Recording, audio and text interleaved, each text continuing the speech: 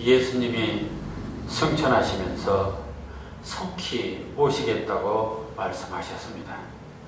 그래서 제자들은 오순절 다락방에서 함께 기도했고 성령 강림후 생명을 걸고 복음을 전하게 됩니다. 그러나 기다렸던 예수님은 속히 오시지 않고 사도들은 하나둘 세상을 떠나게 됩니다. 이제 예수님의 12제자 중 남은 것은 사도 요한이었습니다. 마지막 남은 요한에게 주어진 정말 마지막 사명은 무엇일까? 요한은 3년간이나 직접 주님을 따라다녔던 유일한 제자로 자기마저 죽는다면 예수님의 인류 구원에 관한 그 놀라운 복음이 모두 소멸될 수 있다는 위기의식을 갖게 됩니다. 작가가 작품을 쓰는 근본적인 이유가 무엇입니까? 이것이야말로 진리고 진실이고 참된 가치라는 확신 때문입니다. 이러한 진실에 대한 확신과 소명의식이 없다면, 그래가지고 글을 쓴다면 그야말로 말장난일 수밖에 없습니다. 요한이 예수님을 통해서 경험한 사실은 예수님은 분명 하나님의 아들이고 그들이 그처럼 고대하던 구세주 메시아가 분명했습니다. 이 엄청난 사실을 마지막 남은 제자로 이를 증언하지 않는다면 그는 제자의 도리도 아니고 또 인간의 도리도 아닌 것입니다. 아니, 죽어서 주님을 보고 무엇이라고 말할 수 있을까? 요한은 이에 분연히 붓을 들고 요한복음을 쓰게 됩니다. 그렇다면 요한이 요한복음을 통해서 보여주려고 했던 그 핵심은 무엇일까요? 그것은 한마디로 예수님이 누구신가를 분명히 밝히는 것이었습니다. 그래서 1장에서는 예수님은 하나님과 동등하신 하나님의 아들이다. 따라서 예수님은 태초에 계셨고 말씀으로 계셨고 창조주로 계셨고 지금은 말씀이 육신이 되어 인자로 오셨다. 따라서 세상은 그로 말미암아 은혜와 진리가 충만하게 되었고 그를 믿는 자는 하나님의 자녀가 되는 구원에 동참하게 된다는 것을 선언하게 됩니다. 그런데 요한은 이러한 예수님의 행적 기록을 함에 있어서 마태, 마가 또는 누가처럼 연대기적으로 3년간 행적을 시간 순서로 기록하지 않고 아예 이를 문학적으로 재구성해서 하나님의 아들로서 구세주로서의 예수님의 그 신성과 그 인성, 그것을 최대한 드러내는데 최선을 다하면서 쓴 것이 바로 요한복음입니다. 따라서 그 대표적인 문장이 먼저 하나님의 아들인 예수님만이 할 수 있는 초능력적인 그 표적을 보이는 것입니다. 그런 연후에 천국복음과 구원의 복음을 곁들여서 증거하는 방법을 사용하게 됩니다. 그래서 요한복음은 많은 표적 중에서 7개의 표적만을 특별히 선정해서 먼저 표적을 보이고 그 다음에는 주님의 말씀을 구현해서 설명하는 형식의 방법을 취하게 됩니다. 그래서 제일 먼저 첫 번째 표적으로 제시한 것이 바로 요한복음 2장에서 보여주는 예수님의 최초의 기적, 가나안 혼인잔치에서 물을 포도주로 만드는 사건이었습니다.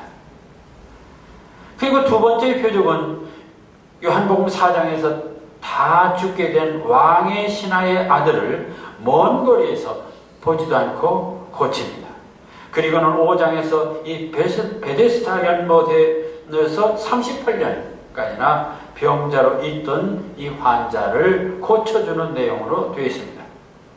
그런데 38년 된 이 병자를 고치신 날은 바로 모세 이후 유대인들이 목숨처럼 지키는 안식일 날이었습니다. 이 안식일에 병 고치는 것은 하나의 일종의 노동이라고 하고서 유대인들이 예수님을 비판하게 됩니다. 예수님은 5장 17절 예수께서 그들에게 이르시되 내 아버지께서 지금까지 일하시니 나도 일한다. 주일날 일하고 안 하는 문제, 그것은 어떤 면에서는 극히 인간적인 얘기고 율법적인 얘기입니다. 하나님이 주일날도 일하시는데 나도 일한다. 이 유대인들 안식일 일했다, 하나님을 감히 친아버지라 했다 해서 예수님을 핍박하고 죽이고자 합니다. 이 예수께서는 다시 하나님 아버지와 아들 예수의 동등됨은 물론 생사여탈권, 심판권까지 위임받았음을 강조하는데 그게 바로 요한복음 5장 24절입니다. 내가 진실로 진실로 너희에게 이르노니 내 말을 듣고 또 내 보내신 이를 믿는 자는 영생을 얻었고 심판에 이르지 아니하나니 사망에서 생명으로 옮겼느니라. 그러시고는 오늘 읽은 본문처럼 예수님은 저 유명한 오병이어 떡 5덩이와 물고기 2마리로 5,000명 군중을 먹이고도 12강주리를 남게 하는 네 번째 놀라운 기적을 행하시게 됩니다. 요한은 이렇게 연거푸 예수님의 표적을 제시하고는 그러한 예수님의 신적 능력에 의해서 예수님께서 행하신 설교 말씀을 기적 다음에 하게 됩니다. 바로 6장에서 오병이의 기적과 물 위에 걸으신 기적을 행하신 다음에 21절부터 보리떡 대신 생명의 떡에 관한 말씀을 하게 됩니다. 요한복음 6장 35절 예수께서 이르시되 나는 생명의 떡이니 내게 오는 자는 결코 줄이지 아니할 터요 나를 믿는 자는 영원히 목마르지 아니하리라. 이러한 복음 전파는 7장 8장으로 계속되다가 9장에서 다시 날 때부터 맹인이 된 시각장애인을 고치는 6번째 기적을 행하시게 됩니다. 이처럼 요한복음의 문장 구성은 예수님의 기적과 복음 전파를 한 세트로 하는 중층 구조의 치밀한 반복 형식입니다. 이는 예수님께서 복음 전파를 효과적으로 하시기 위해서 취하신 방법이기도 하지만 요한이 요한복음을 기술하면서 예수님의 하나님의 아들이며 구세주임을 보다 효과적으로 조명하기 위한 탁월한 문학적 구조라는 것을 알게 됩니다. 이는 성경 말씀이 비록 하나님의 말씀이지만 하나님께서도 복음을 인간들에게 전하실 때는 인간들이 잘 알아듣고 감동적으로 이해할 수 있는 문학적 방법을 활용했다는 사실에서 성경의 문학적 이해, 믿음의 문학적 고백, 선교의 문학적 방법이라는 이 성경 문학, 기독교 문학의 정당성을 확인하게 됩니다.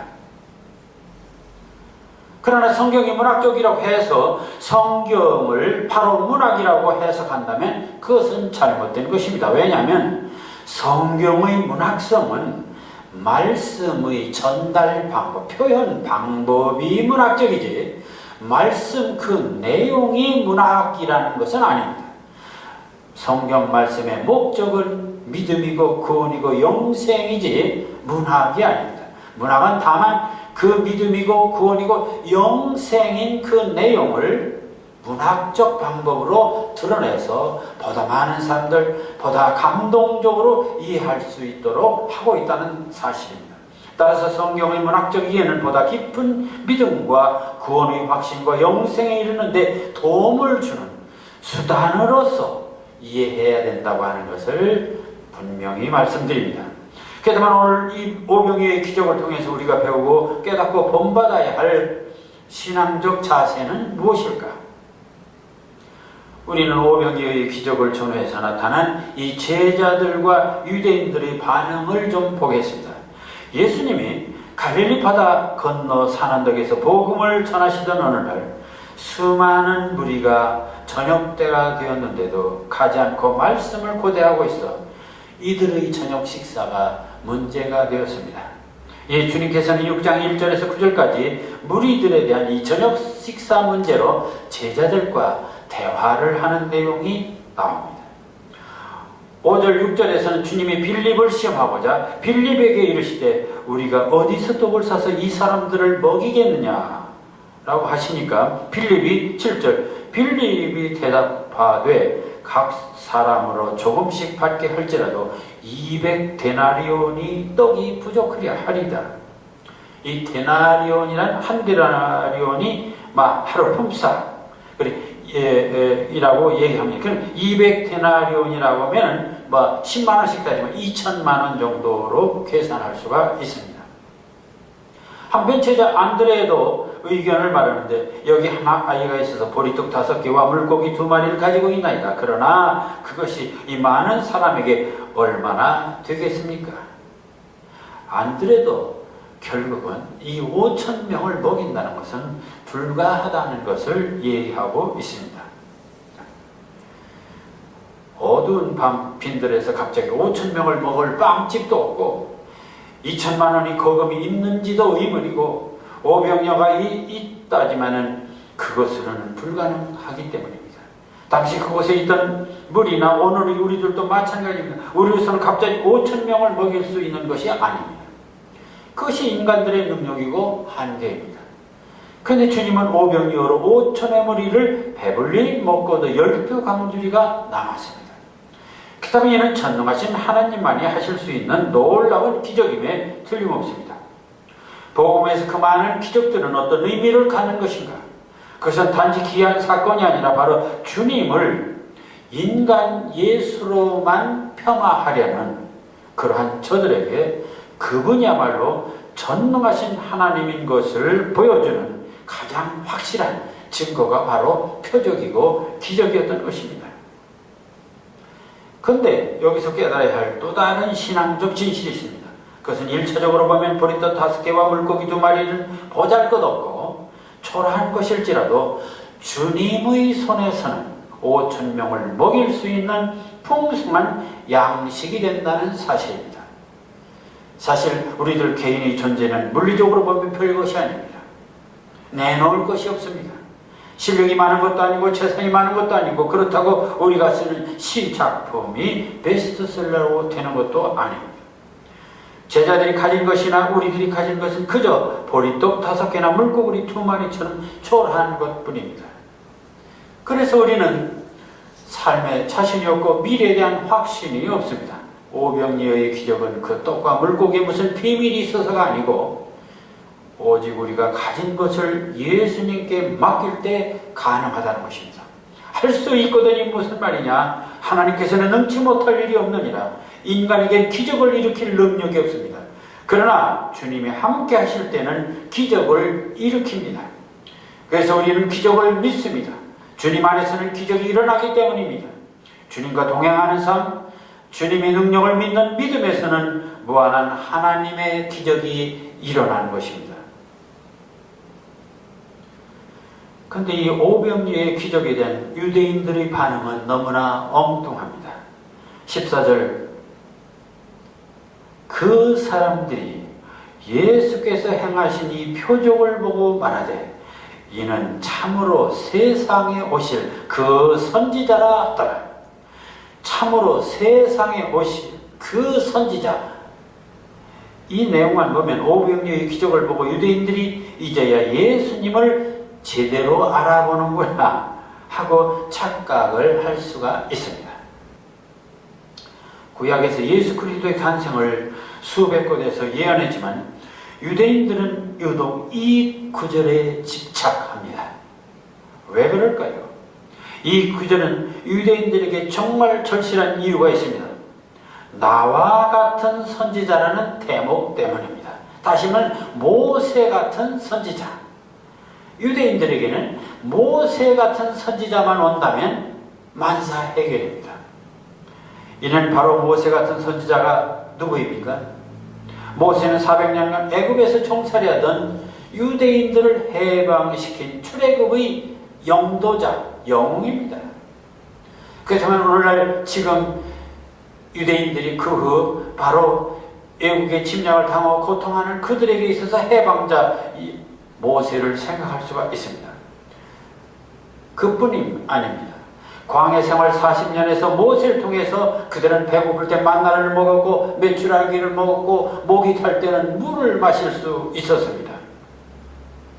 다시 말하면 모세는 정치적으로 모든 문제를 해결해주고 경제적으로도 모든 문제를 해결해주고 영적으로도 모든 문제를 해결해주는 정말 영웅이었던 것입니다. 그런데 지금 예수님의 보이시는 오병이어의 기적은 바로 그들이 경험한 역사 속의 정치적, 종교적 지도자 모세의 행적과 너무나 일치한다는 것입니다.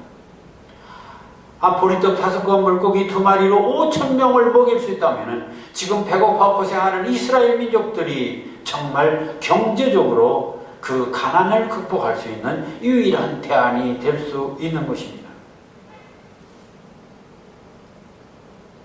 그래서 오병이어의 기적을 보고 유대인들은 엉뚱하게도 예수님을 유대민족의 정치적 불행을 해결해 줄 모세와 같은 지도자로 생각하고 그를 정치적 왕으로 옹립하고자 하는 것입니다. 그것이 바로 이 15절에 이렇게 말하죠. 그러므로 예수께서 그들이 와서 자기를 억지로 붙들어 임금으로 삼으려는 줄 아시고 다시 혼자 산으로 떠나가시니라.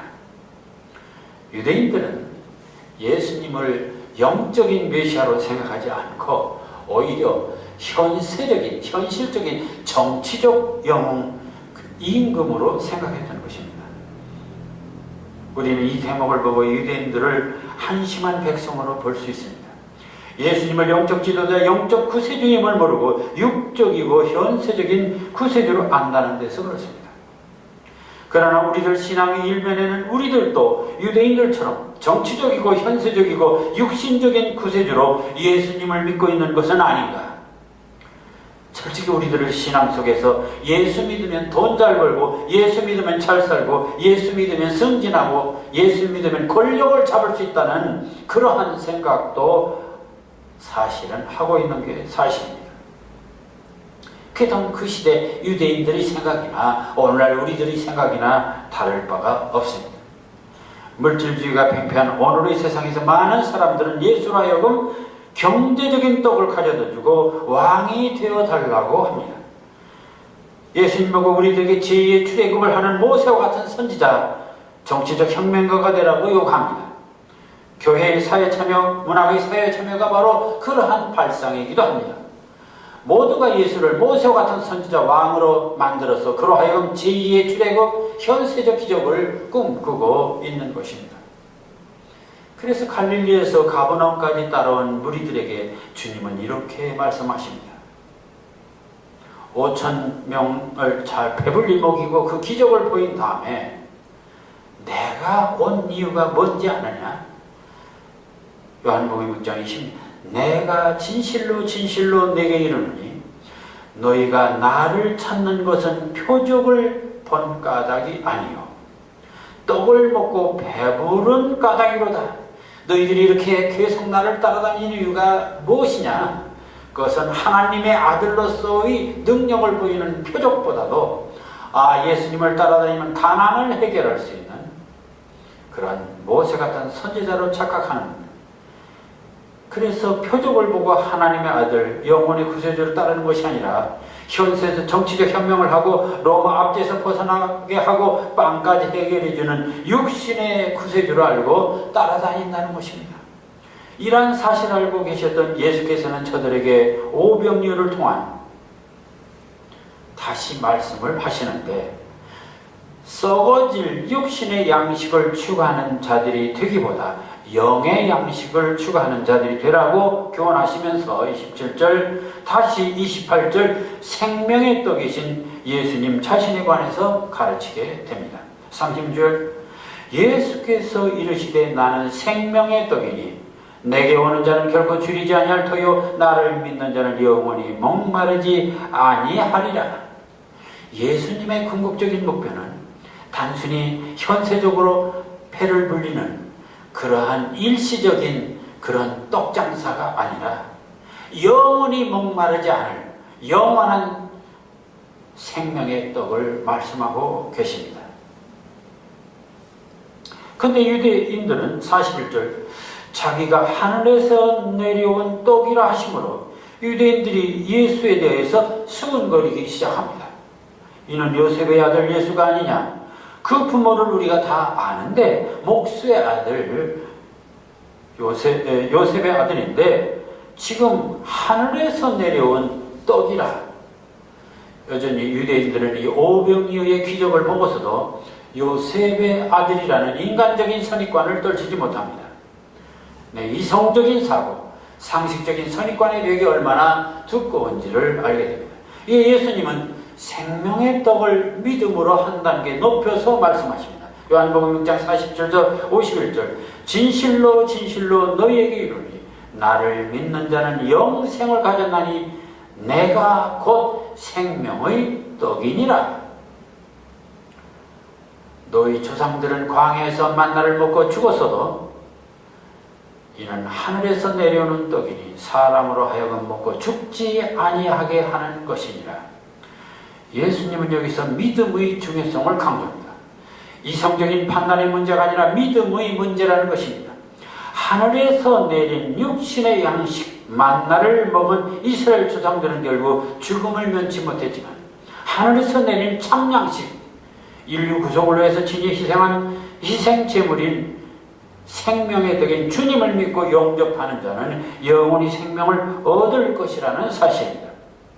주님은 생명의 떡을 다시 살아있는 떡이라고 했고 이를 다시 내 살이라는 말로 구체화시킵니다.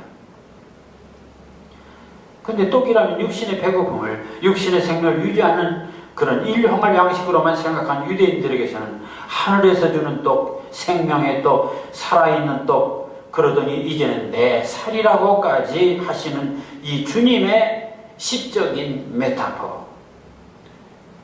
이러한 메타포를 믿기란 정말 쉬운 것이 아니었습니다.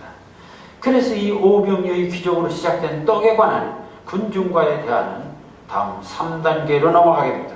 요한복음 6장 50절 그러므로 유대인들이 서로 다투어 이르되 이 사람이 어찌 능히 자기의 살을 우리에게 주어 먹게 하겠느냐. 이렇게 보리떡에서 생명의 떡으로 이어지는 떡의 대화는 이제 예수님의 살에 관한 대화로 발전하게 됩니다. 유대인들은 예수님의 오병이어의 기적을 통해서 육신의 떡도 마음껏 주실 분으로 알고 그를 따랐고 마침내 왕으로 옹립하려고까지 하였는데 예수님께서는 엉뚱하게도 오병이어의 기적을 빌미로 해서 오히려 육신의 떡에 관한 그리고 생명의 떡으로 부활과 영생의 떡으로 심화시켰을 뿐만 아니라 그것은 마침내 자신의 육신을 희생하는 대속의 떡이 될 것임을 말씀하고 계십니다. 그렇다면 오병이어의 기적은 단지 예수님의 신성, 예수님의 하나님의 아들이라는 단순한 이벤트가 아니라 이 보리떡을 통해서 마침내 생명의 떡 그리고 영생의 양식을 전하기 위한 바로 식전 행사, 바로 오픈 세레모니였습니다. 생명의 떡은 바로 내 살이라는 말에 군중들이 당황하게 되자 예수님은 다음과 같이 말씀하십니다. 예수께서 이르시되 내가 진실로 진실로 너희에게 이르노니 인자의 살을 먹지 아니하고 인자의 피를 마시지 않으면 너희 속에 생명이 없느니라. 내 살을 먹고 내 피를 마시는 자는 영생을 가졌고 마지막 날에 내가 그를 다시 살리리니 내 살은 참된 양식이요 내 피는 참된 음료로다. 내 보리떡 5덩이와 물고기 2마리의 기적은 단지 사전 이벤트에 불과하고 진실로 주님께서 보여주려고 한 마지막 목표는 내 살은 참된 양식이요 내 피는 참된 음료로다. 그러니 나를 믿어라. 그렇다면 보리떡 5개와 물고기 2마리로 5,000명을 먹이고 12광주리가 남은 이 기적적인 사건은 바로 예수님이 보리떡이 되고 물고기가 되어 자신의 희생으로 온 세상을 살리는 십자가의 기적을 미리 보여주신 예표적 사건이었던 것입니다. 그런데도 유대인들은 참뜻을 깨닫지 못하고 육신의 생명을 위한 만나를 준 모세 정도로 생각하고 정치적 왕으로 삼으려 했던 것입니다. 그런데 더욱 안타까운 것은 바로 제자들이었습니다. 예수님이 보리떡을 생명의 떡으로 마침내는 예수님 자신의 살과 피로 설명하게 되자 60절 제자 중 여럿이 듣고 말하되 이 말씀은 어렵도다. 누가 들을 수 있느냐? 제자들조차도 이 생명의 떡이니 생명의 떡 그리고 살과 피에 대해서는 이해를 하지 못합니다. 그러자 현세에서 육신의 양식을 배불리 채워줄 경제적 왕인 줄 알았던 군중들은 하나둘 차츰차츰 떠나가기 시작합니다. 5,000명의 어린이까지 포함해 1만 명 가까운 그런 대군중들이었습니다. 그러나 예수님이 생명의 떡을 그리고 자신의 살과 피를 말할 때 하나 둘 떠나기 시작했고, 그러나 군중만 떠나가는 것이 아닙니다. 이제 남은 것은 제자들마저도 떠나갔습니다. 최후에 남은 것은 그리해서 60년 그때부터 그의 제자 중에서 많은 사람이 떠나고 다시 그와 함께 다니지 아니하더라. 이제 남은 것은 12제자뿐이었습니다. 오병이의 기적 때만 해도 5,000명 군중이었습니다. 마태복음에서 여자와 어린이와 5,000명이라 했으니 실제 10,000명이 넘는 군중이었습니다. 육신의 양식인 보리떡을 줄 때는 이처럼 문전성시였는데 영의 양식, 생명의 양식을 줄 때는 모두가 떠났고 제자들도 떠났습니다. 남은 것은 이제 12제자. 예수님은 이렇게 말씀하십니다. 67절 예수께서 12제자에게 이르시되 너희도 가려느냐? 이 대목을 보면서 우리는 예수님에 대한 애절한 연민을 느끼게 됩니다. 하늘 보좌를 버리시고 인자로 오셔서 이들을 구원하실 천국 복음을 전하는 일이 얼마나 힘들고 고달픈 것인지를 알 수가 있기 때문입니다. 이때 그래도 베드로가 한몫을 합니다. 68절 시몬 베드로가 대답하되 주여 영생의 말씀이 주께 있사오니 우리가 누구에게로 가오리까? 그러나 12제자도 믿을 수가 없었습니다. 70절 내가 너희 12를 택하지 아니하였느냐? 그러나 너희 중에 한 사람은 마귀니라. 아니 베드로조차도 배신을 하는 장면을 보게 됩니다. 우리는 성경을 읽으며 오병이의 기적을 보면서 모두가 놀라운 예수님의 이 신적 능력에 박수를 보냅니다. 역시 예수님은 천능력자라는 것이고, 그래서 요한복음 6장 전체를 읽어보면 그러나 오병이의 기적은 단지 육신적으로 배고픈 자들을 배불리 먹이는 그런 자선사업이 아니라 예수님 자신이 보리떡이 되고 물고기가 되어 십자가의 희생으로 온 인류를 대속한다는 이 구원 계획을 상징적으로 말씀해 주시는 사건이었습니다. 예수님이 보리떡과 물고기로 육신의 배를 채워줄 때는 구름 같은 군중들이 모여들었습니다. 그러나 정작 생명의 떡 주님의 살과 피로 만든 영생의 떡으로 영혼을 채워줄 때는 모두가 썰물처럼 떠나가고 말았습니다. 제자도 떠났고 심지어는 배신하는 제자까지 생겼습니다. 그리고 유대인들은 이제 예수님을 죽이고자 합니다. 그래 예수님이 이 오병이의 기적과 무리를 거르심이란 이 네 번째, 다섯 번째 기적, 그 화려한 이벤트를 통한 생명의 떡에 대한 설교는 쓸쓸한 영혼을 남기고 맙니다. 그 뒤부터 예수님은 쫓기는 몸이 됩니다. 7장 1절 그 후 예수께서 갈릴리에서 다니시고 유대에서 다니려 아니하심은 유대인들이 죽이려 함이라. 오병이의 기적은 예수님의 하나님의 아들이심을 보여주신 놀라운 기적임에 틀림없습니다. 그러나 예수님이 보여주시고 증거하시고자 한 오병이의 기적은 단지 보리떡으로 주님의 초능력을 보여주는 가시적 이벤트가 아니라 그러한 기적을 통해서 예수 그리스도 자신이 영원의 양식이고 영생의 양식이기에 예수님 자신의 생명이 떡이며 그러기에 내 살과 피를 먹고 마시는 자만이 구원을 얻을 수 있다는 보다 근본적인 기독교의 진리가 있음을 알아야 하겠습니다. 요한복음 6장에서 이러한 비밀을 읽어내지 못한다면 이는 가장 중요한 알맹이를 빼고 껍데기만 가지고 춤을 추는 모양이 됩니다. 여기서 다시 한번 성경 읽기나 성경 해석에서 이 문맥적 읽기의 중요성을 확인하게 됩니다. 또 하나 중요한 사실은 예수님의 천국 복음을 전하시는 이 모든 방법에서 비유적이고 상징적이고 시적인 방법으로 말씀을 증거하신다는 사실을 다시 한번 확인해야 되겠습니다. 예수님은 육신의 양식을 보리떡과 물고기라는 가장 구체적이고 실제적인 이미지, 즉 메타포를 사용하신 것입니다. 하나님이 주시는 영적인 말씀, 구원의 섭리를 생명의 떡이라는 이미지, 즉 메타포를 사용하십니다. 그리고 예수님의 십자가를 통한 대속에 대한 믿음을 내 살과 내 피라는 가장 극단적인 이 감각적 이미지를 또 사용하시게 됩니다. 여기서 우리는 예수님이 우리의 구세주라는 확신은 물론 얼마나 말씀을 시적으로 메타포를 통해서 드러내시고자 하셨는가를 함께 볼 수가 있습니다. 정말 위대한 진리는 논리적이고 학술적으로 논증되는 것이 아니라 이렇게 비유적으로 시적으로 표현함으로써 가능하다는 사실을 다시 한번 확인됩니다. 그런 점에서 시인된 우리는 시적인 안목으로 말씀을 보고 깨닫는 것이 또한 얼마나 필요한 것이고 하나님의 말씀을 보다 더 새롭게 이해할 수 있는가를 알게 됩니다. 여러분, 오병이의 기적을 믿으십니까?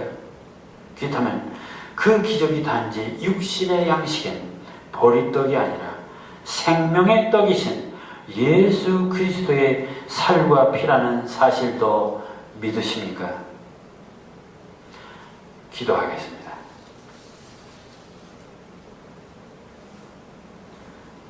비록 보리떡 5개, 물고기 2마리일지라도 당신의 손에서는 5,000명이 먹고도 남는 언제나 넉넉한 양식입니다. 내 가진 것 비록 보잘것없는 보리떡일지라도 당신 앞에 모두 내어놓는 겸손한 믿음이게 하여 주시옵소서. 내 비록 보잘것없는 생선 2마리 그 부끄러운 믿음일지라도 당신 앞에 모두 내놓고 늘 기도하게 하여 주시옵소서. 낮은 자는 하늘까지 키우시고 높은 자는 한없이 낮추시는 당신의 놀라운 평화, 그러나 보리떡 위에 생명의 떡이 있음을 알게 하시고 그래야 우리는 모두 당신의 떡으로만 살아가는 당신의 자녀가 되게 하여 주시옵소서. 예수님 이름으로 기도하옵나이다. 아멘.